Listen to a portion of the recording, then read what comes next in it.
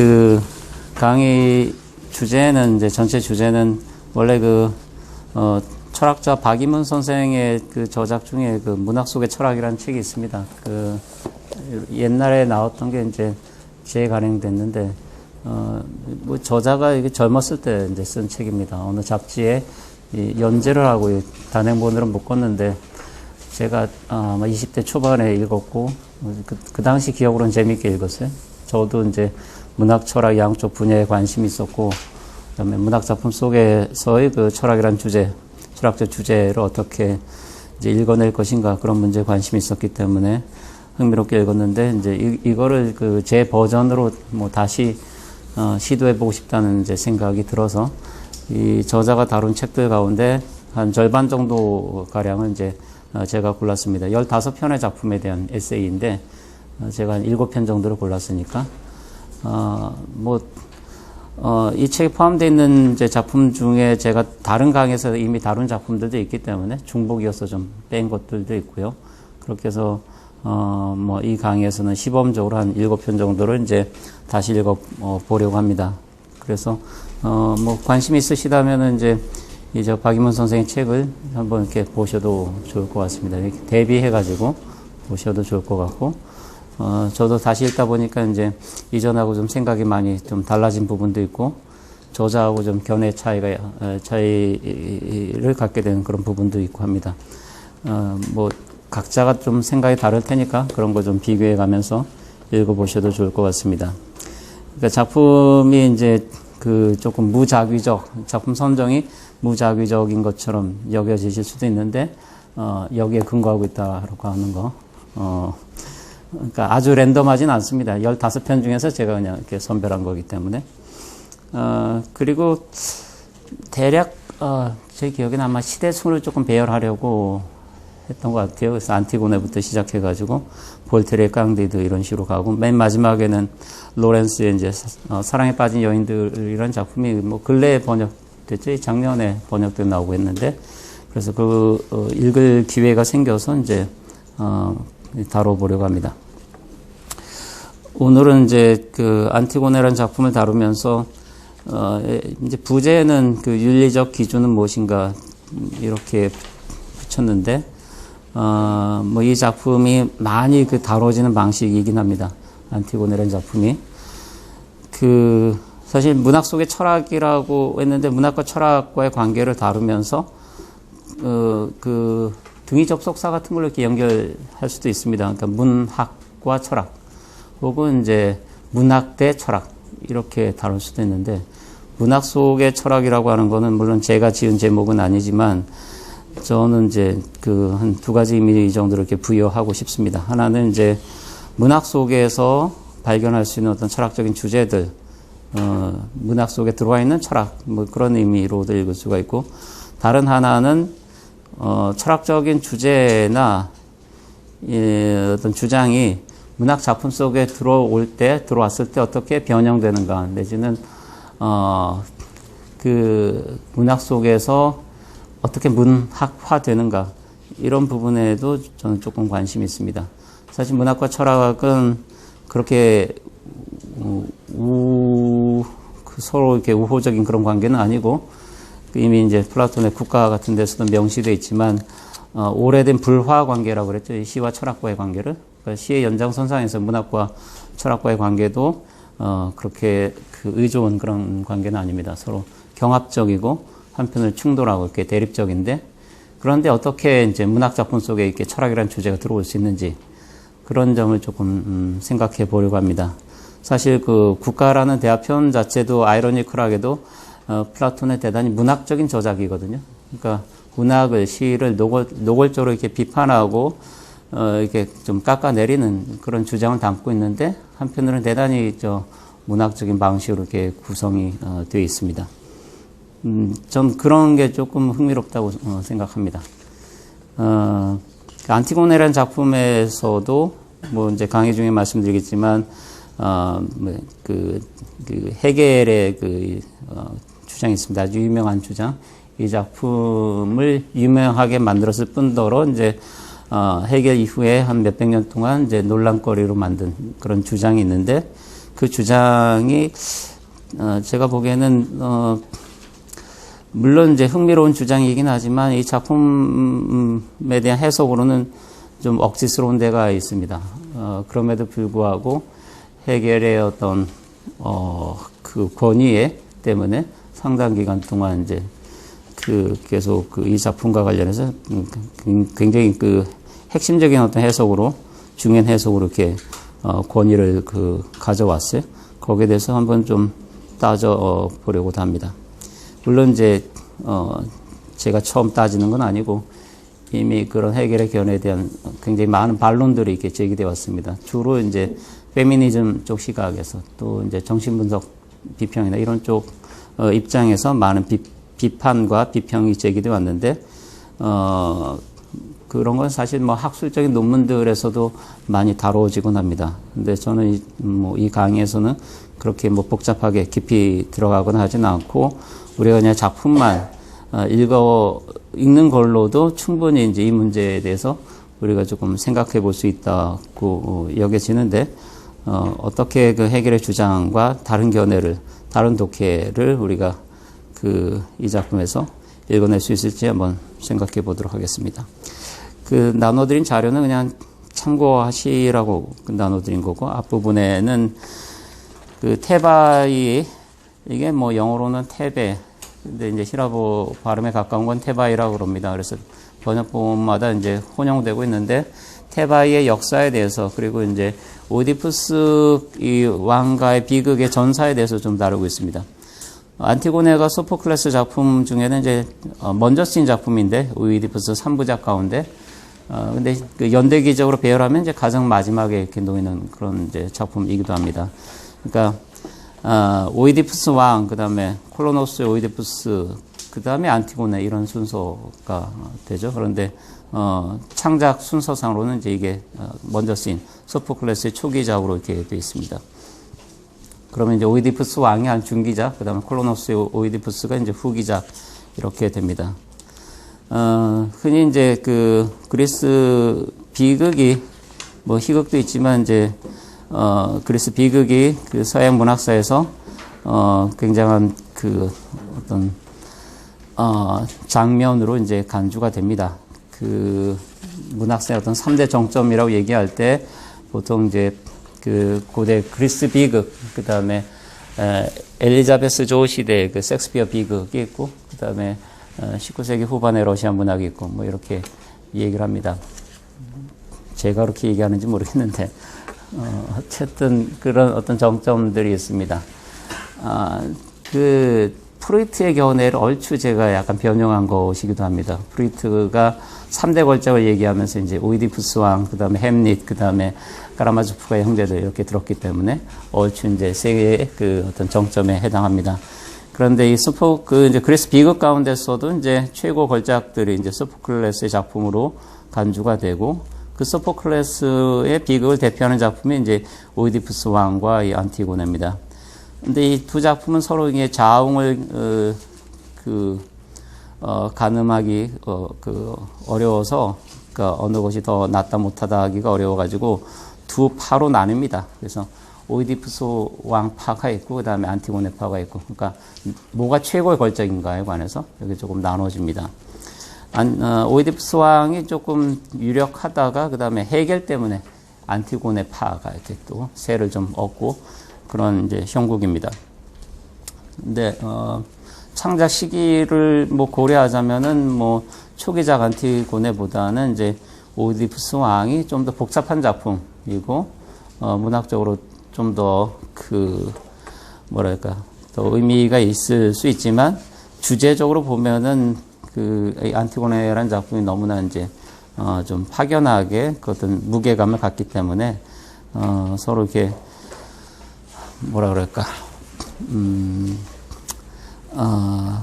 막상 막하인 것 같다는 느낌도 듭니다.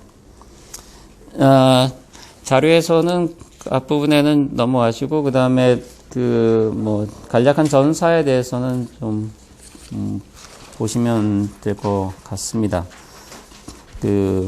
2페이지에 보시면은,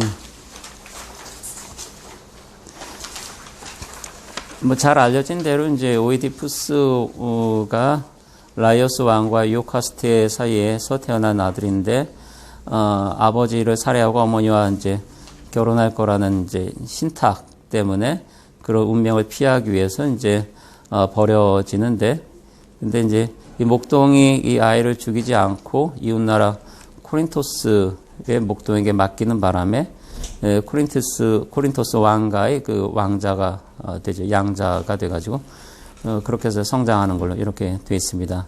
그런데 이제 이 오이디푸스가 좀 큰 다음에 자기에게 내려진 이 저주를 알게 되고는 이제 그 코린토스를 이렇게 떠나게 되고 자기 원래 이제 고향인 테바이로 돌아가던 중에 길가에서 만난 한 노인과 그 일행을 그과 이게 말다툼이 붙었는데 발끈해 가지고 이제 노인을 이렇게 쳐서 죽이게 됩니다.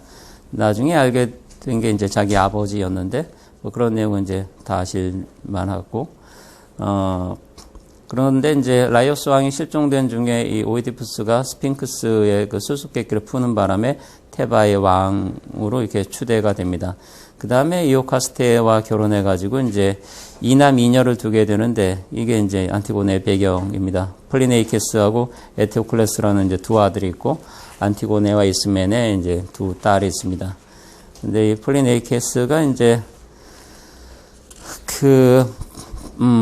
왕권을 이렇게 서로 이렇게 교대로 이제 갖기로 했는데 그 에테오클레스가 이제 약속을 지키지 않자 이 폴리네이케스가 이제 반란을 일으켜가지고 두 형제가 전장에서 싸우다가 둘이 이제 서로를 칼로 찔러서 이렇게 죽이게 됩니다. 그렇게 둘 다 이렇게 전사하고 난 다음 시점부터가 이제 안티고네가 시작되는 그런 장면입니다. 여기 왕가에 이제 남자들이 다 죽고 전사하고 하는 바람에 크레온이 인척인 이제 크레온이 이렇게 왕 위에 오르게 되는데 그 다음에 이제 제일 먼저 포고령을 내리게 되는 게 반란자인 폴리네이케스의 시신을 이렇게 매장하지 못하게 이렇게 금지시키는 거. 테오클레스는 이제 성대하게 이렇게 장사를 지내주되 반란자의 시신은 묻지 않게끔 포고령을 이렇게 내리게 됩니다. 그때 이제 그 두 오빠의 동생의 안티고네는 자기에게는 이제 이 망자인 두 사람이 물론 둘 다 이제 서로 이렇게 서로 이렇게 싸우다가 서로를 죽이고 죽은 거지만 두 오빠이기 때문에 그런 식의 이제 그 차별적인 포고령에는 동의할 수 없다고 이렇게 합니다. 그래서 이 첫 장면, 안티고네 첫 장면에서 이제 동생 이스메네에게 이제 자기의 기획을 말하고 이렇게 동의를 구하는 걸로 이렇게 되어 있습니다. 그런데 이스메네가 이렇게 동의하지 않으니까 안티고네가 자기 혼자 단독적으로 이제 그 오빠를 이렇게 장사 지내주고자 합니다. 그런데 혼자서는 힘들기 때문에 그러니까 그 땅을 곡괭이로 파고 그다음에 무덤을 이렇게 형식을 갖춰가지고 묻고 하는 거는 하지 못하고 이제 이 간이 장례 같은 거죠. 이렇게 흙을 뿌리고 이렇게 성수를 뿌리고 하는 식. 이게 간이 장례를 이렇게 치르고자 합니다. 그림에서는 좀 다르게 돼 있긴 합니다. 거기 자료에서는 7페이지 보시면은 그러니까 플리네이케스의 시신이 거기 누워 있고 그다음에 안티고네가 이제 이렇게 흙을 뿌리고 이렇게 하는 장면인데 장사 지내는 장면인데 거기는 이스메네가 이렇게 같이 도와주는 걸로 이렇게 보입니다. 실제 작품에서는 그렇게 되어 있지는 않은데 그렇게 그려진 그림들도 있습니다. 근데 이게 이제 발각돼 가지고 이제 크레온과 둘이 이렇게 대적하게 되는 게 이 작품의 이제 중심부입니다. 자료에서는 4페이지로 넘어오는 건데, 그러니까 크레온의 경고에 대한 이제 안티고네와 이스메네의 대사로부터 이렇게 안티고네가 이렇게 시작되는데, 근데 자세히 보면은 이 작품에서의 그 대립 관계라고 하는 거는 비단 이제 안티고네와 크레온과의 대립만 있는 건 아니고 안티고네 이스메네 사이의 대립도 있습니다. 그 다음에 뒤에 보면은 이제 크레온과 그의 아들 하이몬 사이의 대립도 있고, 그러니까 대립 구도가 조금 더 복합적이고 그런 걸 좀 더 고려해야 됩니다. 그러니까 흔히 이제 안티고네와 헤겔 사이의 헤겔이란다. 그 크레온 사이의 대립 구도만 너무 강조하다 보니까 그 다른 대립 구도가 조금 간과된 면이 있습니다. 작품은 좀 더 복잡합니다. 그러니까 여러 가지 이제 철학적인 주장들에 비하면은 문학 작품은 삶의 좀 더 이렇게 복잡한 양상을 다루기 때문에 어떤 철학적인 명제보다는 조금 더 복잡한 어떤 양상을 이렇게 보여준다고 생각이 되는데, 이 작품도 마찬가지입니다. 그 다음에 거기 4페이지 밑에서 둘째 달라 보시면은, 이건 다시 반복해서 보겠지만, 그러니까 크레온과 안티고네가 어떻게 대립하는가 하는 부분인데, 안티고네가 얘기하는 거는 이제 신의 법이라고 얘기하는데, 여기는 이제 인륜에 해당하는 거고요. 그러니까 가족으로서, 누이로서 오빠의 장례를 치러야 될 어떤 도덕적인, 윤리적인 의무가 있다고 안티고네는 생각합니다. 그리고 그것을 금지하는 국가의 법보다도, 여기서는 크레온의 포고령인데 그거보다도 더 우위에 있다, 우선한다고 보는 게 이제 안티고네 입장이고, 크레온은 국가의 통치자로서 이런 어떤 자기 포고령에 대한 그게 국법으로서의 어떤 지위를 갖느냐라는 건 좀 생각해 볼 문제인데, 어쨌든 거기에 그거를 위반한 이제 안티고네를 용서할 수 없게 됩니다. 그래서 이 두 가지가 충돌하는 건데, 헤겔의 핵심적인 주장은 뭐냐면은 이 두 가지 입장이 서로 충돌하는데, 어느 입장이 맞고 어느 입장이 틀리다라는 게 아니고 두 가지 입장 다 옳다라는 겁니다. 둘 다 타당하다고 하는 거. 그러니까 둘 다 옳은 주장끼리 충돌하기 때문에 이게 비극이다라고 이렇게 보는 겁니다. 얼추 말이 되는 것 같기도 해요. 되는 것 같기도 한데, 근데 작품에서 자세히 들여다보면은 크레온의 입장은 크레온도 나중에 철회합니다. 크레온의 입장은 없어요. 이 작품에 결말에 보면은 물론 이제 뒤늦은 철회여가지고 이미 아들과의 자기 아내의 죽음을 막지는 못하는데, 그래서 자기 오만함에 대한 대가를 혹독하게 치르게 되는데, 여하튼 공백으로 남아 있다는 거죠. 그러니까 가령 안티고네와 크레온의 이 둘이 이렇게 대립하는데, 이 작품의 결말에 가서도 안티고네는 말하자면 종교라고 한다면 거의 순교자인 거죠. 자기의 어떤 윤리적인 입장 내지 고집을 철회하지 않아가지고 결국은 이제 죽음을 이렇게 맞게 됩니다. 죽임을 당하는 건 아니고 이제 자살하게 되니까. 반면에 이제 크레온은 이게 철회하게 돼요. 그러니까 말씀드렸던 대로 이 입장이 없어요. 그러니까 뭐와 뭐를 대립시키고 있는 건지 좀 다시 생각해야 됩니다. 그래서 이 작품에서, 그러니까 헤겔식의 주장이라고 하는 거는 작품의 그냥 전반부에만 해당됩니다. 그냥 전반부의 구도에서 이렇게 둘이 맞서고 있는 거, 팽팽하게 맞서고 있는 장면에서는 서로 이렇게 옳아 보여요. 그러니까 옳은 주장끼리 이렇게 맞서는 걸로. 그런데 뒤에 가서는 이제 여러 사람이 만류를 합니다. 그러니까 아들 하이몬이 이렇게 충고하고, 그다음 코러스에서도 이제 좀 크레온을 좀 만류하고 이렇게 됩니다. 결과적으로 크레온도 더 버티지 못하고 자기 주장을 이렇게 철회해요. 이제는 물러나야겠구나, 필연을 거스를 수는 없구나, 이런 식으로 이렇게 얘기하는 장면이 나옵니다. 그런데 이게 좀 너무 늦었다라는 겁니다.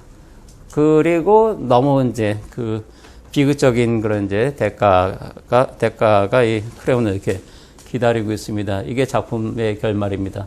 그러니까 작품 소포클레스가 쓴 안티고네는 여기까지 다 다루는 겁니다. 저는 이거는 거의 제목은 안티고네이긴 하지만 크레온의 비극이라고 생각됩니다. 그런데 크레온의 비극이면서 안티고네 비극이라고 하면은 저는 비극의 주인공은 대개 어떤 어떤 과오, 오점 같은 게 있습니다. 근데 그에 대해서 굉장히 큰 대가를 지불하는 식으로 이렇게 되어 있습니다. 여기서는 어떤 그 결함 혹은 이 과오냐고 하면은 이 크레온의 오만입니다. 그런데 이 크레온하고 당당하게 맞서는 안티고네도 오만하면은 만만치 않습니다. 그 오만 대 오만이 이렇게 충돌하는 것이기도 해요. 저는 그래서 크레온의 비극이 그의 오만에 어떤 원인을 두고 있다고 한다면은 그런 차원에서의 안티고네의 비극도 얘기할 수 있지 않나 하는 생각이 듭니다. 제가 보는 인상은 이제 미리 말씀드리자면은 두 인물이 안티고네와 크레온이 너무 좀 과대평가되어 있어요. 이 두 인물들이 헤겔에 의해서 안티고네는 굉장히 고결한 인물 이런 식으로 이제 계속 이렇게 간주되어 왔습니다. 그 줄줄이 있습니다. 안티고네 예찬자들은 헤겔만 하더라도 지상에 나타난 가장 고결한 인물 이렇게 헤겔이 이렇게 높이 평가했습니다. 그리고 헤겔은 거기에다 크레온을 이렇게 맞대응시켰어요. 그러니까 크레온도 얼추 그러면은 이게 고귀한 내지 고결한 인물하고 이렇게 맞짱 뜨게 되면은 그 급이잖아요. 크레온도 어떤 대의에 있어서 대의에 충실하고자 하는 면에 있어서 안티고네와 이렇게 대등한 어떤 인물 이런 식으로 이렇게 그러니까 그런 어떤 위상을 갖게 됩니다. 과연 그런가에 대해서 좀 의문이 듭니다. 조금 도식적으로 말씀드리자면은 이제 헤겔이 얘기한 철학이 얘기한 이 작품의 어떤 주제 구도하고 그 다음에 이제 소포클레스가 실제로 쓴 작품에서 이 작품의 구도 혹은 주제하고 좀 분리해가지고 좀 대비해서 볼 수 있지 않을까 싶습니다. 자료에서는 5페이지로 넘어가셔가지고 이 대목은 다시 보려고 합니다. 번역은 좀 번역본마다 좀 다르게 되어 있습니다. 그러니까 크레온의 명령에 대해서 이제 인간들을 다스리는 신의 정의는 당신의 명령이나 법과 무관하고 그보다 더 위에 있다라는 게 이제 안티고네의 생각입니다. 그 다음에 이거는 이제 코러스의 대화에서도 나오는데 코러스장의 대사에서도 얼추 신의 뜻인 것처럼 이렇게 얘기가 됩니다. 그거를 미처 이제 크레온이 좀 받아들이지 못하는 바람에 문제가 조금 커지게 됩니다. 그 다음에 5페이지 밑에서 둘째 단락에 잠깐 보시면은 거기 안티고네의 오만함을 언급하면서 그녀를 처벌하려는 크레온 자신이 오만한 정신의 소유자라는 점. 둘 다 오만합니다. 둘 다 오만하다고 하는 거는 자기 주장의 절대적인 어떤 정당성에서 한치도 벗어나지 않기 때문에 어떤 타협의 여지가 없기 때문에 그렇습니다. 다르게 보면은 좀 숭고할 수도 있습니다.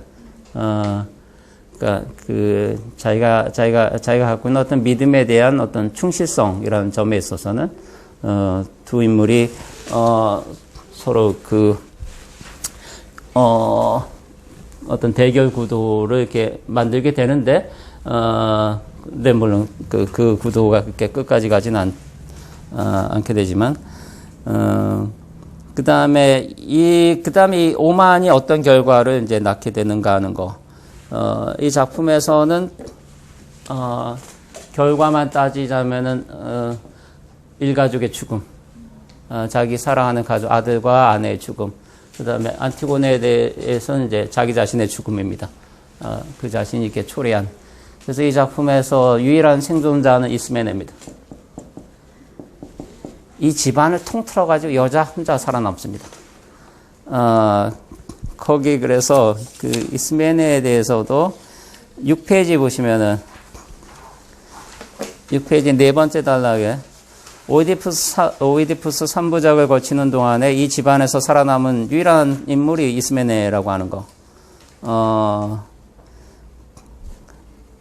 그래서 이제 필자도 이스멘의 판단과 현실적인 행동은 안티고네의 고결한 정신과 비교해 볼 때 결코 높이 평가될 수 있는 것은 아니다. 저는 좀 다르게 생각합니다. 근데 그럼에도 이제 그녀가 마지막 살아남은 유일한 사람이라는 점은 좀 시사적이다. 이건 좀 생각해 볼 거리가 있다라는 거죠. 그러니까 어떻게 해서 유일한 생존자가 됐는가에 대해서, 그리고 이것이 갖는 의미가 무엇인가에 대해서. 너무 좀 현실적으로, 좀 실용적으로 이렇게 판단하는 것일지도 모르겠지만, 가령 셰익스피어 햄릿만 하더라도 햄릿의 우유 부단함 때문에 일가족이 다 죽잖아요? 그 자신을 포함해가지고. 그게 과연 현명한 행동이었던가에 대해서. 원래는 자기 숙부만 죽이려고 했었는데, 어쨌든 레어티스 가문까지 다 죽고, 그 다음에, 그러니까 폴로니어스 집안까지도 다 죽고, 그 다음에 여기 햄릿가도 자기 숙부를 포함해서 자기 자신, 어머니까지 다 죽게 됩니다. 일가족이 다 죽게 되고, 덴마크 왕실 자체가 이렇게 무너지게 됩니다. 그의 우유부단함 때문에. 과연 그만한 대가를 치러도 좋을 만한 우유부단함인지 조금 생각해 보게 됩니다. 여기서도 마찬가지인데, 안티고네의 오만함이라는 게 이런 대가를 치를 만한 오만함인지. 그러니까 그런 이제 고집이라고 하는 것 자체가, 그건 좀 생각해 봐야 된다고 봅니다. 고결한 걸로 충분한 건지.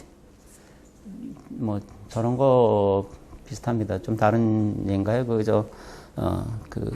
계백 장군이 나갈 때, 자기 아내와 자식들을 다 이렇게 죽이고, 이렇게 나갈 수밖에 없는데, 어떤 대의를 위해서, 물론, 어떤 고결한 대의를 위해서,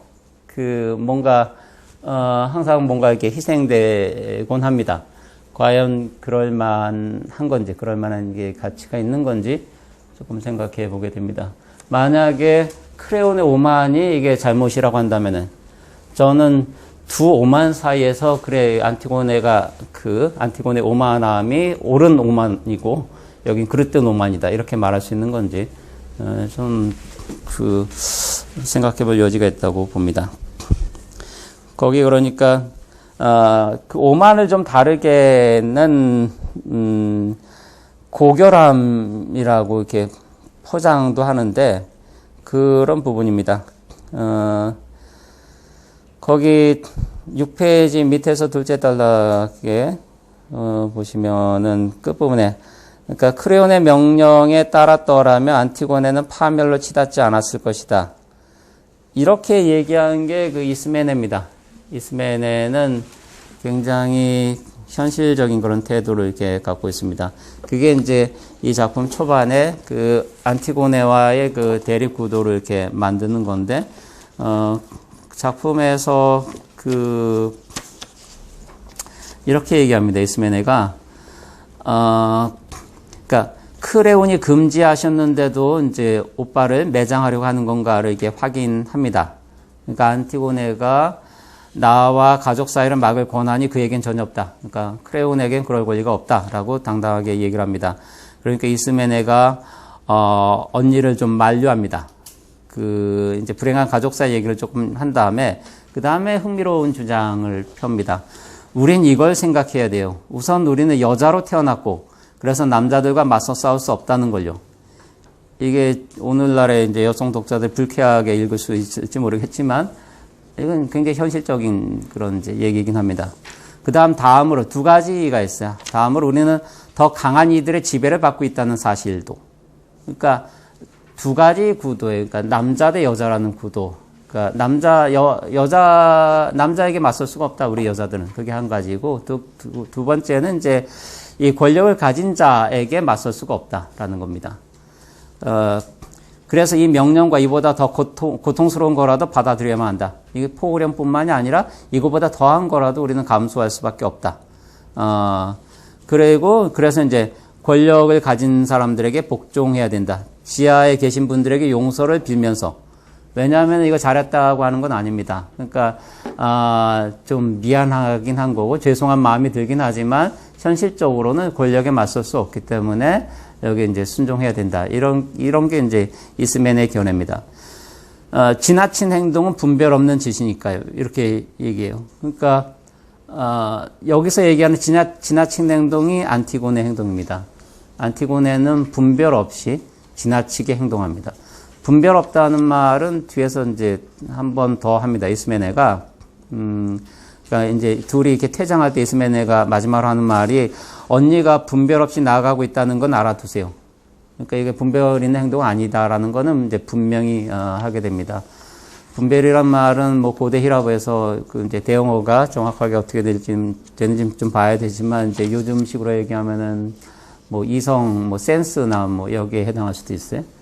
그 현실적인 어떤 정황에 좀 맞게끔 판단하고 행동하는 능력, 뭐 이런 게 이제 분별력인데 그 안티고네는 그런 상황에 대한 고려 이런 게 다 이렇게 배제되어 있습니다.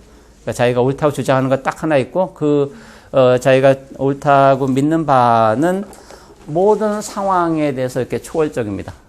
그러니까 어떤 장애물도 있을 수가 없어요. 그게 이제 안티고네의 그 입장이고, 그 다음에 이스메네는 좀 다릅니다. 이스메네는 현실 타협적입니다. 현실 순응적입니다. 현실에서 그 현실이라는 거는 이제 두 가지. 하나는 이제 남성, 이 남자들, 그 다음에 권력. 크레오는 이제 둘 다 해당합니다. 남자이고 권력을 가진 자입니다. 여기에 맞서면 안 된다라는 게 이스메네의 주장입니다. 반면에 안티고네는 여기에 맞습니다. 그리고 크레온이 안티고네의 이 도전에 대한 반응이 정확하게 두 가지로 되어 있습니다. 권력에 대한 도전이면서 남자에 대한 도전으로 이렇게 되어 있어요. 그래서 이 작품이 이제 페미니스트 이론가들이나 철학자들에게 굉장히 흥미로운 텍스트가 됩니다. 이 작품에 대한 뭐 그 연구 논문들 엔솔로지만 여러 권이 나와 있을 정도로, 그러니까 그 굉장히 중요한 작품, 그 굉장히 많은 이제 논쟁거리가 되는 작품으로 이렇게 되어 있습니다. 좀 단순화시켜서 말씀드리자면은 이 한 작품만 독해하면 됩니다. 안티고네라는 작품만. 그러면은 이제 그 여성과 철학에 관한 모든 문제를 다 다룰 수가 있습니다. 그러니까 철학 때 이렇게 페미니즘 뭐 이런 게 있는데 그런 구도를 가장 잘 보여줄 수 있는 작품이 안티고네입니다.